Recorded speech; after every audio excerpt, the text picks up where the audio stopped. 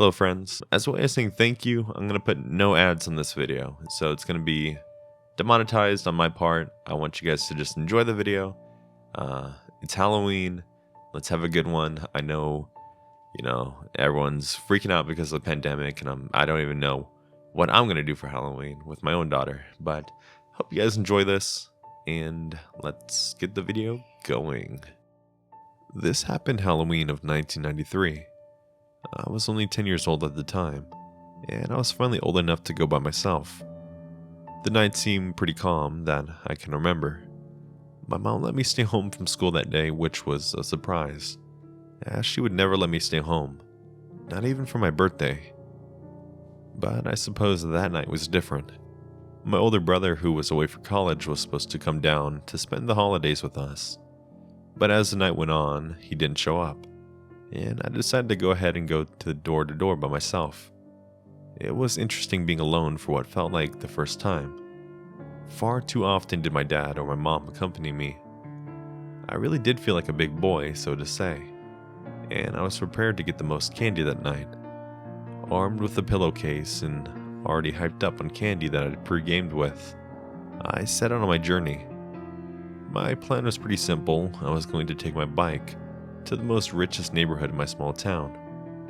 I had some luck here the year prior, and was able to get my hands on some king-size candy bars. And after feeling clever, I actually made a map for myself. And I was only 10, so it wasn't the best map in the world. But I pretty much plotted out how I was going to go from door to door, and then on to the next neighborhood, until I finally got back home. All was going pretty well until it got darker. The streets that were filled with children and parents alike slowly started to become more vacant. Houses that had lights on and the decorations were becoming far too few. My bag of candy was already pretty large at this point, so I decided it would probably be best if I just head home. As I made my way down the street, I could see what appeared to be a truck, with its headlights slowly creeping down the road. Now, this wasn't too uncommon, as parents would often follow their children in the street as they went towards the door, making sure that they're okay. But something that stood out to me most was that there was no children, or anyone on the road for that matter. I picked up my pace quite a bit, and started going down a more secluded part of the road. That takes you to a backing area of the woods. I've used that before for a shortcut to go home from school. There's no way this person would be able to drive down this area without getting caught up in some trees. I felt like I was pretty safe at this point, so I slowed my pace back down to a steady walk.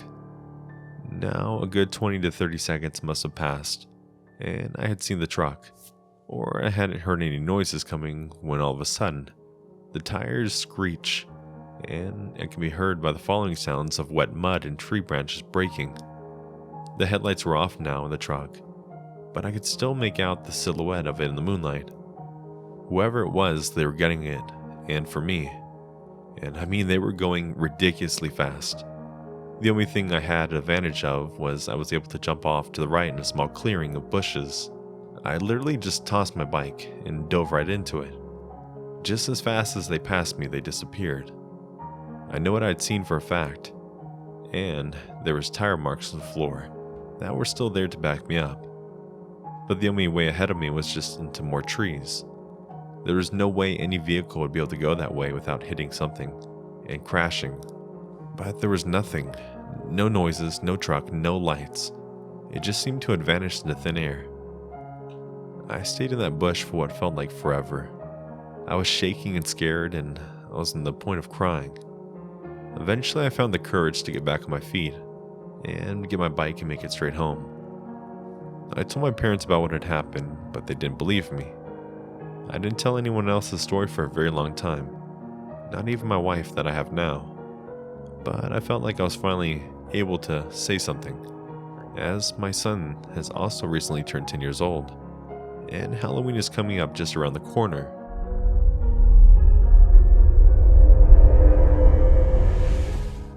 For a little background information on myself, I work for one of the largest haunted houses in the United States. My family has owned and operated this location for more than 30 years. I'm not going to say exactly where it is, but I will say that most people probably know it. The event I'm about to tell you happened around 2005. For more obvious reasons, October is one of our most busiest months. We often hire people that have worked for the haunted house before, and when we were short-staffed, we will ask the coworkers to see if they have anybody they know that would be interested in working for the season. So this particular Halloween event we had going on, we were desperate for staff, as the town was having a large event, and it brought a crazy amount of traffic through our location, more than usual. Now, back in these days, we didn't really have Craigslist or Indeed to hire people. It was more word of mouth, or we could put an ad out on the newspaper. So with that being said, one day we have a man who was in his early 20s. His name is Joseph, and he appeared to be a drifter.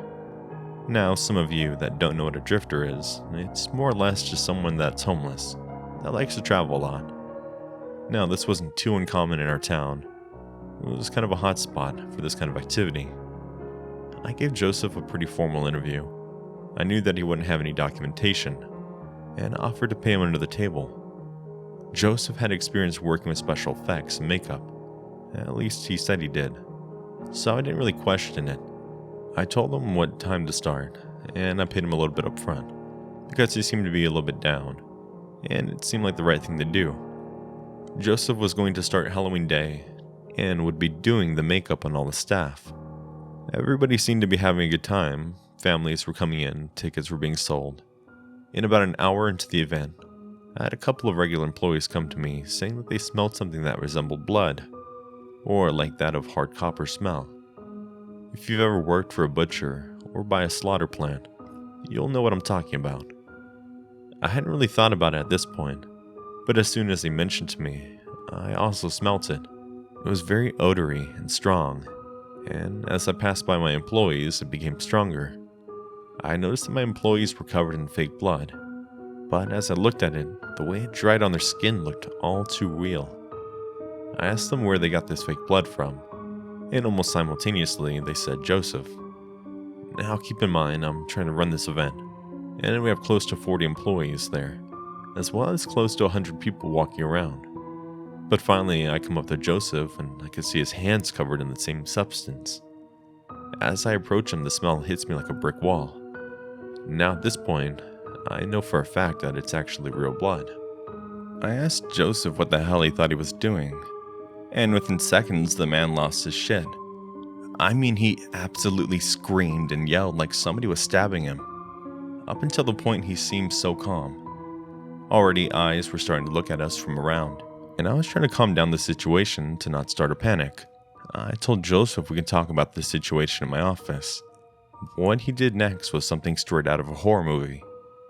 Joseph goes on to pick up the bucket that he was using, runs right past me and to the others into a large crowd of people, and tosses the bucket all over them. I just stood there with my jaw wide open, not really sure what to say or do. As I was trying to piece together everything that was happening, Joseph got away. I couldn't find him anywhere, all the while trying to comfort everyone, telling them all that it was just a joke. And another employee had called the police by this point. They arrived within a couple of minutes, and I had a lot of questions to answer, but no answers to give. The guy didn't give me any idea, so I couldn't tell him exactly what his real name was. All I knew was that it was Joseph. The only thing I could tell them was a brief description of him. He was tall, lanky. His skin seemed sun-dried and damaged despite his age. He had long black hair and, surprisingly enough, a perfect smile. They never did find out who it was or what his intentions were, nor did we ever find out where the blood came from. And I think it's the scariest part of the whole situation.